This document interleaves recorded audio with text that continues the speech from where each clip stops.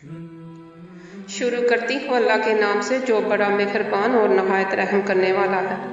ہمارے پیارے نبی حضور صلی اللہ علیہ وسلم ملک عرب میں پیدا ہوئے۔ اسی سرزمین پر پہلے بھی انبیاء کرام مبعوث ہوتے رہے۔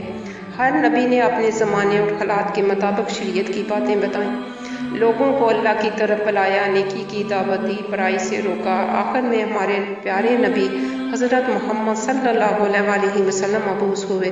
آپ نے بھی وہی تعلیم دی جو سابقہ نبیوں نے دی۔ ہمارے پیارے نبی حضور صلی اللہ علیہ وسلم 12 ربیع الاول بروز پیر صبح صادق کے وقت مکہ معظمہ میں پیدا ہوئے۔ بچہ کا نام محمد رکھا گیا۔ ایسا نام عرب میں کسی نے نہیں رکھا۔ آپ صلی اللہ علیہ وسلم جس زمانہ میں پیدا ہوئے اسے عام الفیل کہا جاتا ہے۔ فیل کے معنی ہاتھی کے ہیں۔ یمن کا بادشاہ ابرہہ کعبہ پر حملہ کرنے کی غرض سے آیا تھا۔ فوج کے سپاہی ہاتھیوں پر سوار تھے۔ ابرہہ کا مقابلہ کسی نے نہیں کیا۔ خدا کا کرشمہ دیکھیے کہ اللہ نے ابرہہ کو پسپا کر دیا۔ اس کے بہت سے سپاہی ہلاک ہوئے۔ عرب میں دستور تھا کہ بچہ پیدا ہوتے ہی دایا کے حوالے کر دیا جاتا اور وہ اپنے گاؤں لے جا کر اپنی نگرانی میں پرورش کرتی۔ بچہ کھلی ہوا میں پرورش پاتا، تندرست و توانا رہتا، صاف ستھری زبان سیکھتا۔ چنانچہ اسی روایتی دستور کے مطابق آپ صلی اللہ علیہ وسلم حلیمہ سعدیہ کے حوالے کیا گیا۔ آپ صلی اللہ علیہ وسلم کی عمر 6 سال کی ہوئی۔ حلیمہ سعدیہ آپ صلی اللہ علیہ وسلم کو حضرت آمنہ رضی اللہ عنہ کے پاس لے آئی۔ کچھ عرصہ بعد حضرت آمنہ رضی اللہ عنہ کا انتقال ہو گیا۔ ماں کی شفقت سے محروم ہونے کے بعد آپ صلی اللہ علیہ وسلم کے دادا عبد المطلب نے پرورش کرنے کی ذمہ داری سنبھالی۔ عبد المطلب آپ صلی اللہ علیہ وسلم کو پیار و محبت کے ساتھ پرورش کرتے رہے۔ 2 سال کے بعد ان کی وفات ہو گئی تو آپ صلی اللہ علیہ وسلم کے چچا ابو طالب نے آپ صلی اللہ علیہ وسلم کو لے لیا۔ ہر طرح سے آپ صلی اللہ علیہ وسلم کا خیال رکھا اور آپ صلی اللہ علیہ وسلم کی نگرانی کرتے رہے۔ جب آپ وہ کچھ سمجھدار ہوئے تو تجارتی سفر میں ابو طالب کے ساتھ جاتے رہتے۔ آپ صلی اللہ علیہ وسلم بکریاں بھی چراتے تھے، اپنے چچا کے گلوں کی رکھوالی بھی کرتے اور چرانے کے لیے جنگل لے جاتے۔ آپ صلی اللہ علیہ وسلم اپنے چچا ابو طالب کے ہمراہ کئی تجارتی سفر کیے، خرید و فروخت کے طریقے سیکھے۔ سفر کے دوران بہت لوگوں سے ملاقاتیں ہوئیں، ان سے بات چیت کی۔ آپ صلی اللہ علیہ وسلم اکثر ملک شام جایا کرتے تھے۔ مکہ میں ایک خاتون رہتی تھی، نام خدیجہ تھا۔ عورت تو تھیں لیکن باصلاحیت تھیں، وہ بھی تجارت کرتی تھیں۔ حضرت خدیجہ آپ صلی اللہ علیہ وسلم کے بارے میں اکثر سنا کرتی تھی کہ آپ صلی اللہ علیہ وسلم ایک کامیاب تاجر ہیں اور آپ صلی اللہ علیہ وسلم کی اعلیٰ صفات اور حسن اخلاق سے بھی واقف تھیں۔ لوگوں کی زبان سے یہ کہتے سنا کہ آپ صلی اللہ علیہ وسلم صادق اور امین ہیں، لوگوں پر رحم کرتے ہیں۔ حضرت خدیجہ رضی اللہ عنہ دل میں کہنے لگی کہ ایسے راست باز اور سچے آدمی سے ملنا چاہیے، شاید وہ کاروبار میں مدد کر سکیں۔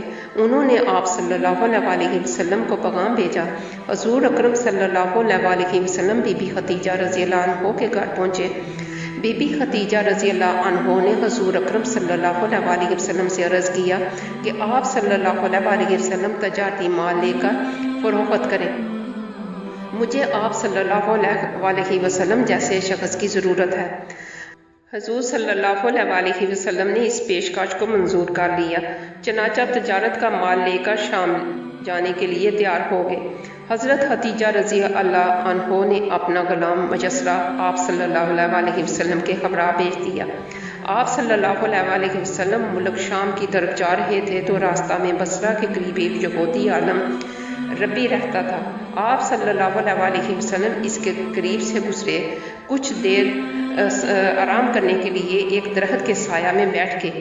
ربی نے آپ صلی اللہ علیہ وسلم کو خوب غور سے دیکھنا شروع کیا اور مجسرہ کو اشارے سے اپنے پاس بلا کر پوچھا، یہ تمہارے ساتھ کون ہے؟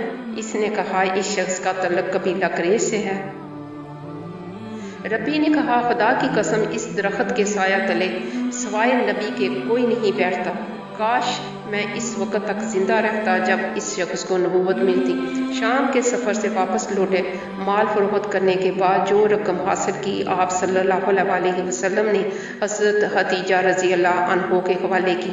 حضرت خدیجہ رضی اللہ عنہ نے مجسرہ سے سفر میں پیش آنے والے حالات دریافت کیے اور آپ صلی اللہ علیہ وسلم کے بارے میں بھی پوچھا۔ مجسرہ نے سفر کے دوران پیش آنے والے واقعات اور آپ صلی اللہ علیہ وسلم کے صالح کردار کے بارے میں سب کچھ تفصیل سے بتا دیا۔